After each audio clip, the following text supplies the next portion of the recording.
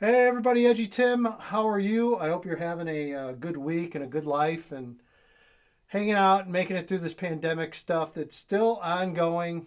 Just never seems like it's going to go away. We are in mid-October. Pretty obvious we're not going to be playing football this fall. And what a shame, as many of you have mentioned on the free message board. Could you ask for a better fall weather-wise? Believe me, the irony of the gorgeous Fridays we've had every night for the past 7 weeks has not been lost on me whatsoever. Um, yeah, it's just terrible. It's terrible in so many ways. And again, I'm beyond the political arguments, and I'm just incredibly sad, just like I'm sure many of you are, and certainly the players and coaches out there that this did not happen, and now we're going to need to deal with the fallout and the repercussions of potentially spring football. And I say that with really 100% honesty. I've said this for a while. I'm 50-50 right now on whether we actually have a spring football season or not. We'll get into that a little bit down the road, but again, what I can tell you as of right now is that there's been some proposals put together by a group of coaches, the same group of coaches that was certainly involved in the planning of the Let Us Play movement, if you will. It's pretty safe to say the movement has moved, have moved forward, move ahead and look forward and trying to get ready for what we hope is spring football. But really, from a movement standpoint, there's nothing. And I know many of you have been following what's going on now with basketball, and now all of a sudden basketball is starting to get into a panic. And are we going to play, or are we going to have to play with masks? Very, very interested to see what goes on and how things shake out with basketball. And honestly, if you're a football fan, you're rooting for basketball to get going, because until we can see a quote unquote another, I guess, medium to high risk, and don't even get me involved in that nonsense, what sport is what. But once a sport like basketball can get going and hopefully function and be able to pull it off, I think all the better for high school football. But until then, we'll see. Going to sit back and watch very closely over the next month or so to see how things shake out from the basketball side. But as far as movement from the IHSA, I'm not aware. Besides of listening to this group of coaches, I'm not aware of any other plans on the table. There's been very little, if any, talk about scheduling or what's going to happen for a postseason plan. It's incredibly sad, and I think the IHSA is continuing the stance of we need guidance from the Department of Health, Department of Public Health, and the governor's office. So again, we're in this hamster wheel right now that doesn't seem to have any time of ending anytime soon here. So like we sit back and we take whatever they throw at us, and we'll hopefully be able to move forward from there. Wanted to get into recruiting. I'm coming off we finished last Sunday the month-long series of Sunday night showcase camps. And again, thanks for everyone that took part, and parents that brought your kids out. And I hope you found it worthwhile. I hope you enjoyed it. I hope your kids enjoyed it as well. And we had a lot of fun putting it on. We were, again, extremely blessed weather-wise. I think it was the second or the third one. We had rain at the very end of the camp on Sunday. And the final, the invite only, was a little chilly, but could have been a heck of a lot worse weather-wise. So we lucked out there, and again, enjoyed having the camps. Now I'm going to try to get out, obviously, to some other places as well. I went to the Boom Academy, kind of the Boom Fall Football, if you will, and had a chance to see their playoffs on Sunday, and appreciate JR and everyone at Boom for having me out. And I tell you what, I think camps have played a relatively larger role during all of this, and credit to really everyone that has put together events and have tried to at least give these kids something to do. You know, I mentioned that I was really surprised at the response that I got from my camps. And I saw that a lot of the same responses at the others, the boom camp, and there were a few others that, the kids and the parents just thrilled to have something to do, something to go and compete and be active. And again, I think I think from that standpoint, I give all the people that have been hosting camps and running good camps a lot of credit because it's giving kids something to do and has tried to keep football on kind of in the forefront during all this. And again, so kudos to everyone that's been out there doing things. But recruiting, and it's ironic because there's so many different angles I want to cover on this. So I'm going to try to paint with as broad but as detailed as I can about various subjects here I think that are important. So on Sunday nights when I leave from my lovely abode in Channahon, Illinois and drive up to lovely Winnetka, wow, thank God that's a Sunday, not during any traffic. So I have about an hour and 15 minutes to kill in the car each way. And I usually pick up the phone and I call and I'll talk to various college coaches. And I've had a chance to do that quite a bit over the last 3-4 weeks. And just talk about all the recruiting that's going on and the issues that the schools are facing, what they're having to deal with, what kids or parents are having to deal with. It's horrible. And you want to talk about people to blame. I think everybody's got to look at the NCAA. It is, just the shutdown of football, yet a lot of leagues have come back and started playing. The dead period continuing to be shut down. No real end in sight for that. I mean, schools are kind of telling kids now they're hoping January the open period the dead period gets lifted. Nobody really knows. And there's so many fallout and so many pieces involved in this. So let's try to put the puzzle together for you. So here's a hang up. So, and again, this really goes for your 2021s, but trust me, this impacts the lower classes and the underclassmen as well. So right now you have college football programs that have been told that their seniors are going to be granted another year of eligibility, which is great if you're a senior in college. It allows you to come back to have one more quote-unquote full season. What it does is create an incredibly complicated backlog and logjam of scholarships. These seniors are on scholarships, and it's a case of, I think a lot of college coaches will tell you in some cases there's seniors that they want to stay and they want to keep them. And then there's other cases of seniors that have been in the program and they don't want to keep them. They want to move on and bring in some new talent. But either way, they're kind of stuck because of this right now. So colleges are uncertain how that's going to fall out. Colleges are uncertain even how many scholarships are going to have available. At the D1 level, there's been talk of a one-time allowance of the schools being allowed to oversign a class to make up for that. Again, that is not passed. That has been thrown around certainly in circles, but has not been passed as of the recording of this. I think it solves some issues for the 2021s that have, let's say, verbally committed and plan on signing a letter of intent in December or February. It'll allow those schools to, sorry about that, turn my phone off, allow those schools to honor those verbal commitments. But as of right now, there's no guarantee. Everything's still a verbal commitment. I think where things get really murky and really complicated is if you go FCS and below, where FCS, only offers 56 full ride scholarships, and in almost every case, they parcel out those scholarships. They're allowed to split them. So you talk to coaches, and I have at the FCS level, and they will tell you it's even more of a complicated issue that they're offering kids and taking verbal commitments from kids that might not really get anything scholarship-wise because the coaches as of right now don't know how it's all going to shake out. So you have that entire complicated issue. That is not helping the 2021 class whatsoever. Not playing fall football in Illinois, no question, is a huge impact. Talked to one FCS coach on Sunday and said, we've got a list of kids that we really like that are 21s, but we haven't seen them since junior tape of 2019. So they're on our list, but we've also been able to go to our kids that we like in Iowa, in Minnesota, in Missouri, and Indiana, and actually go watch their progression and how they've improved. And it doesn't mean these schools and this coach is giving up on the Illinois kids. It just means that these other kids that are playing are getting looked at a lot closer than kids that at best have put together a combine film. And most kids haven't done that from Illinois, which again still boggles my mind a little bit. So That's an entire complicated issue.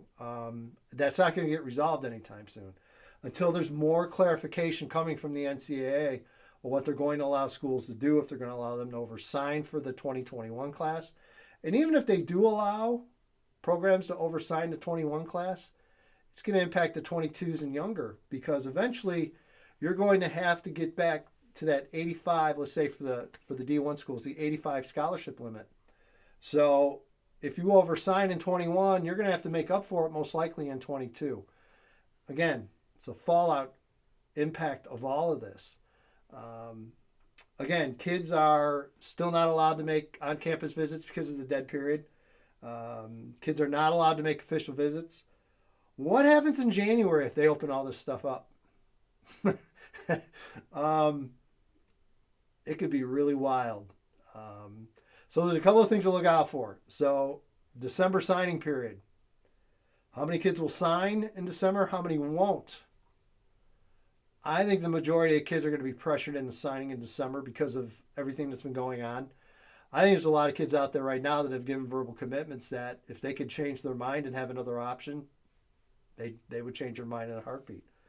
But kids and high school coaches and parents are scared to death of losing that offer, even though technically there might not even be an offer there right now.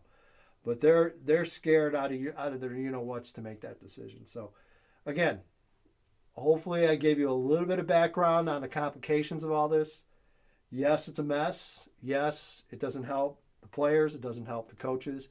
And that's another thing. Parents, you got to ease up on the high school coaches regarding all this stuff. High school coaches are doing everything and beyond to get your son recruited. Coaches are definitely putting in overtime. They are contacting everyone they can. My phone rings, my Twitter DMs, everything lights up every single day. Coaches that have 5 and 6 seniors that they feel are great players, and they're trying to get them offers, and it's incredibly frustrating because, there are no offers right now. There just aren't. They're just, schools are not really extending themselves because of this entire situation.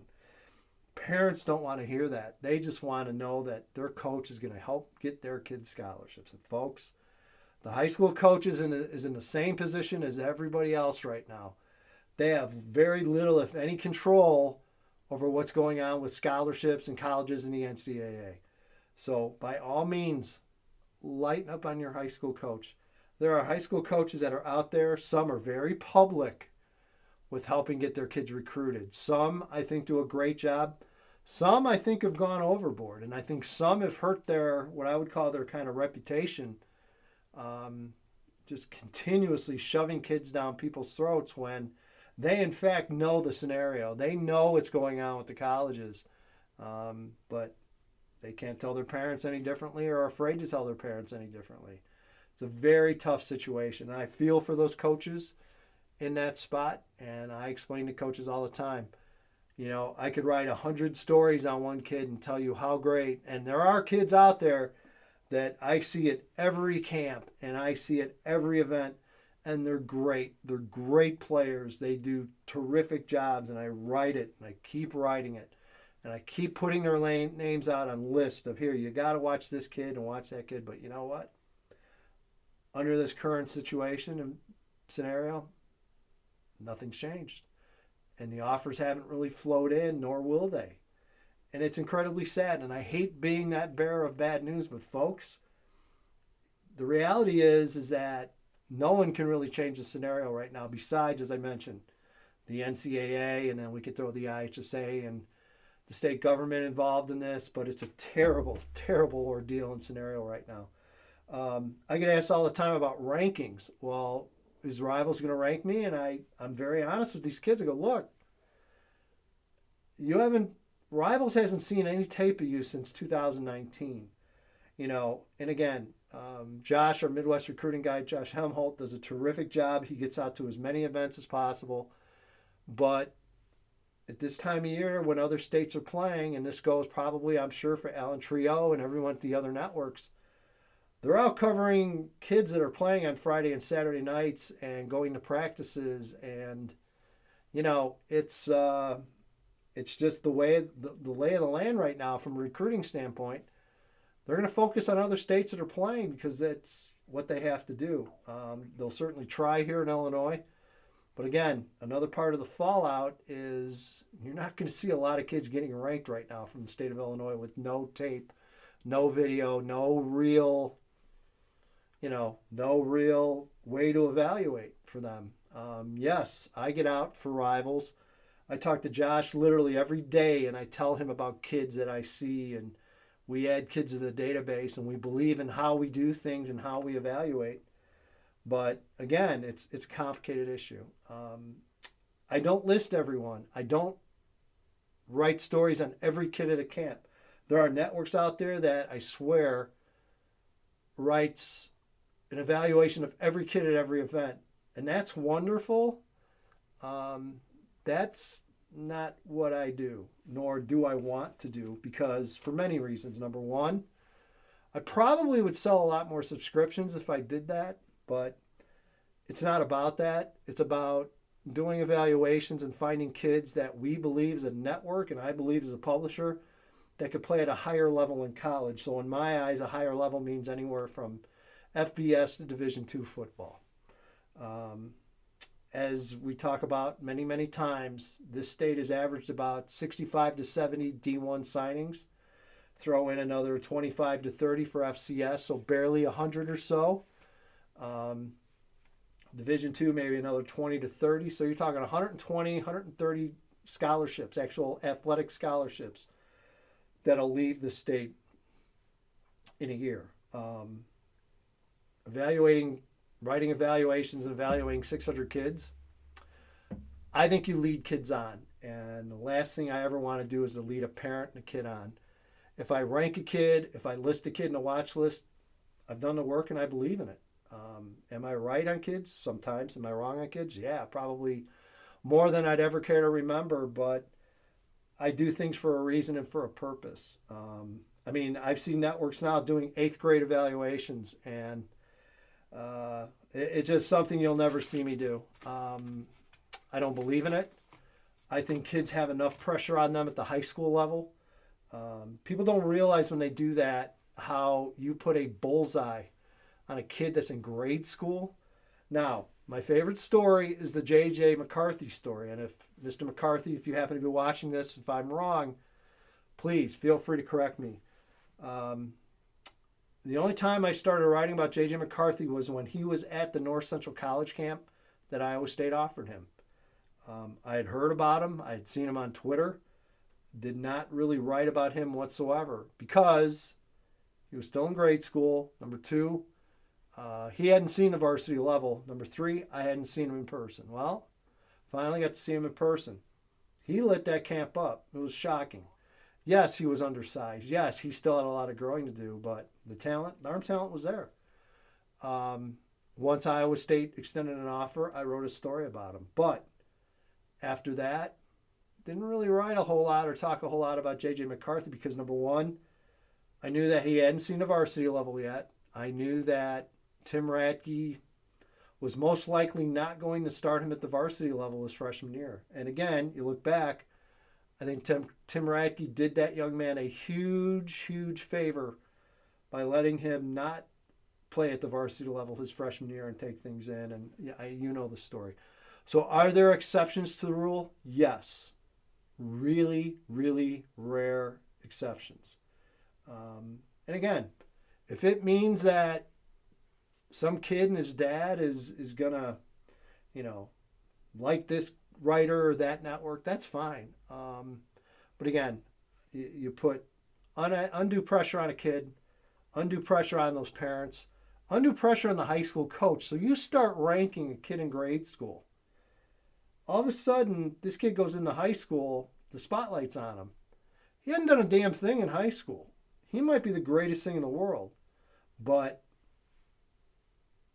what if he doesn't develop? You going to take the bullet for that? No.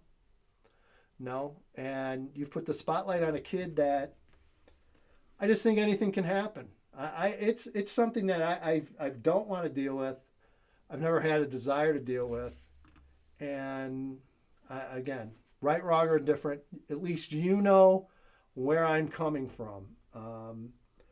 I generally, and it's been weird for me this year because I'm doing evaluations and listing kids and writing stories on kids that, especially the linemen in many cases, have yet to see the varsity. That's strange for me. And it's kind of going against my thoughts, but it comes back to the fact that I've seen these kids in person, I've eyeballed them, I've watched them in camps, and I see what they can do. And I believe in that aspect of it, probably more than other people do. So that's how I do what I do. So again, I take a lot of pride in what I do. I don't ignore kids, and sometimes I don't even get involved in the smoke show that is Twitter and kids. This kid's the greatest in the world, and this training coach said this, and this 7-on-7 group says that, and they lit this camp up. Okay, it's great, but in this day and age, I kind of believe less and less of it. I like to see for myself. Right, wrong, old school way, indifferent, that's fine. That's how I'm going to do things. And again, man, I miss football. I miss seeing kids playing games, actual games, being able to evaluate off of game tape. I still think regular season matters. I think live action matters. Definitely the most important factor to me is what you can actually do in under varsity with the lights on, under duress.